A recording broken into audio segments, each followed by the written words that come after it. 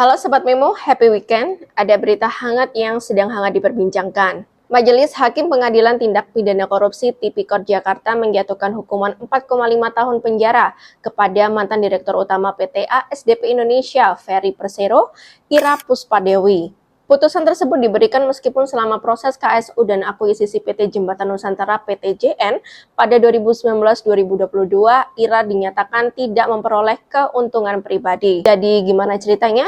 Yuk kita bahas. Menjatuhkan pidana kepada terdakwa 1 dengan pidana penjara selama 4 tahun dan 6 bulan dengan denda 500 juta dengan ketentuan apabila denda tidak dibayar akan diganti dengan pidana kurungan selama 3 bulan.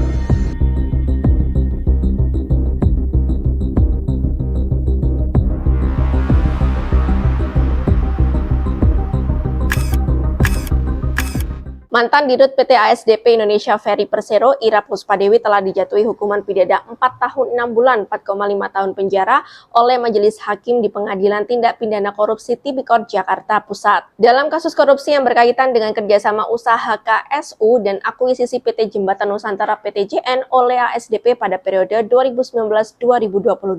Hakim juga menjatuhkan denda sebesar 500 juta dan apabila denda itu tidak dibayar diganti dengan kurungan tambahan selama 3 bulan. Putusan tersebut lebih ringan dibandingkan tuntutan dari Jaksa Penuntut Umum KPK yang menuntut Ira dengan hukuman 8 tahun 6 bulan penjara serta denda 500 juta subsidiar 4 bulan kurungan. Selain Ira, 2 mantan pejabat ASDP lainnya yang turut terlibat Direktur Komersial dan Pelayanan Muhammad Yusuf Hadi serta Direktur Perencanaan dan Pengembangan Hari Muhammad Adi Caksono. Masing-masing dijatuhi hukuman 4 tahun penjara dan denda 250 juta subsidiar 3 bulan kurungan. Nah, jadi akuisisi adalah proses ketika ASDP membeli atau mengambil alih PTJN termasuk aset-asetnya seperti kapal dan perizinan trayek. Secara sederhananya, PT ASDP membeli PTJN agar seluruh kapal dan rute pelayaran PTJN bisa digabung ke ASDP.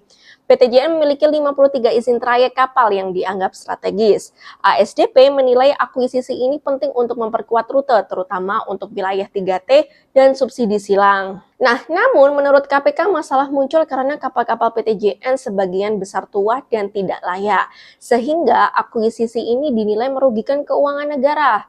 Contohnya menurut data KPK, dari 53 kapal yang dianggap aset, hanya 11 kapal berusia di bawah 22 tahun. Ada 10 kapal berumur lebih dari 60 tahun, sisanya lebih dari 30 tahun. Artinya, ASDP dianggap membeli aset yang kondisinya buruk sehingga justru menjadi beban besar. Majelis Hakim menyatakan bahwa para terdakwa terbukti secara sah dan meyakinkan melakukan tindakan pidana korupsi secara bersama-sama. Sesuai dakwaan alternatif kedua, yakni pasal 3 Jungto, pasal 18 UU Tipikor JO, pasal 55 KUHP. Menurut Hakim, tindakan mereka memberikan keuntungan luar biasa kepada pemilik PTJN yang bernama Aji dan kepada PTJN itu sendiri, walaupun para terdakwa tidak terbukti menerima keuntungan finansial pribadi dari transaksi tersebut. Salah satu faktor penting dalam pertimbangan Hakim adalah bahwa para terdakwa dinilai tidak mendapat keuntungan langsung berupa uang bagi diri mereka sendiri.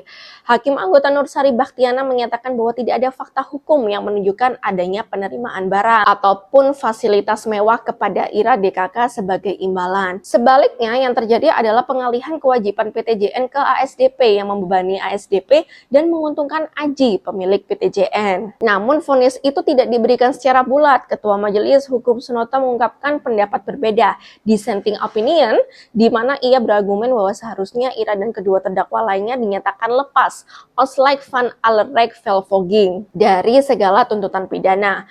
Menurut Sunoto, keputusan kerjasama usaha dan akuisisi PTJN adalah keputusan bisnis normal, bukan tindakan korup dan dilindungi oleh prinsip Business Judgment Rule atau BJR. Karena menurutnya para terdakwa telah bertindak dengan itikat baik dan kehati-hatian tanpa niat jahat atau mens rea untuk merugikan negara. Dalam pertimbangan meringankan, Majelis Hakim juga menyebut bahwa para terdakwa melakukan kesalahan berupa kelalaian berat, bukan niat korup murni, serta memiliki itikat baik dalam tata kelola korporasi. Selain itu, faktor-faktor lain yang meringankan adalah mereka dianggap telah memberikan warisan positif untuk ASDP, memiliki tanggungan keluarga, dan bahwa sebagian aset dari aksi korporasi bisa bermanfaat untuk publik. Namun, Hakim juga menilai perbuatan pemberat seperti penyalahgunaan kepercayaan sebagai direksi BUMN dan beban utang besar yang diterima ASDP akibat akuisisi, serta bahwa tindakan mereka dinilai tidak mendukung program pemerintah untuk menjunjung BUMN yang bersih dari korupsi, kolusi, dan nepotisme atau KKN. Sementara itu dari sisi KPK, juru bicara Budi Prasetyo menyatakan bahwa putusan hakim mengkonfirmasi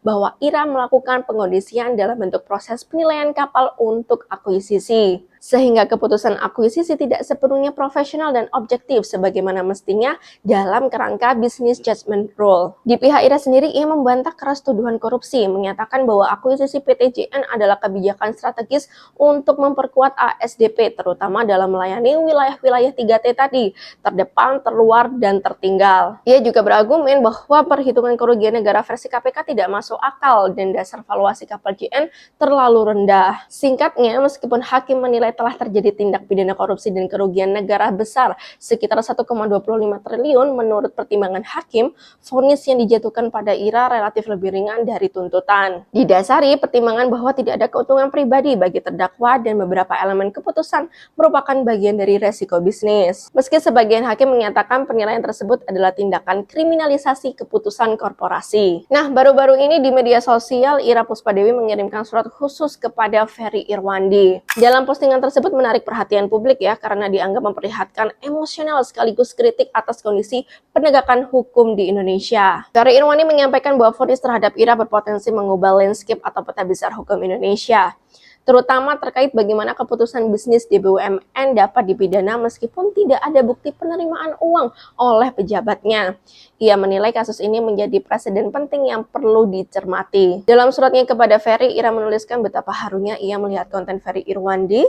Ia bercerita juga bahwa seorang rekannya membawa hasil cetak unggahan Instagram milik Ferry ke tahanan. Dan ia merasa emosional karena selama lebih dari 2 tahun mengikuti konten-konten Ferry, kini ia justru terhubung setelah ditahan. Ira menjelaskan bahwa sejak awal persidangan, mulai dari dakwaan, tuntutan, hingga pemeriksaan saksi, tidak ada satupun bukti yang menunjukkan adanya aliran dana ke dirinya. Ia juga menegaskan bahwa PPATK telah memeriksa seluruh transaksi. KPK telah menggeledah setiap sudut rumahnya dan kantornya, dan hasilnya tidak ditemukan Rp1 pun yang mengalir ke dirinya. Ferry Irwandi juga mengangkat pertanyaan kritis, berapa banyak proyek mangkrak merugikan negara atau menjadi beban publik, tetapi tidak pernah tersentuh hukum.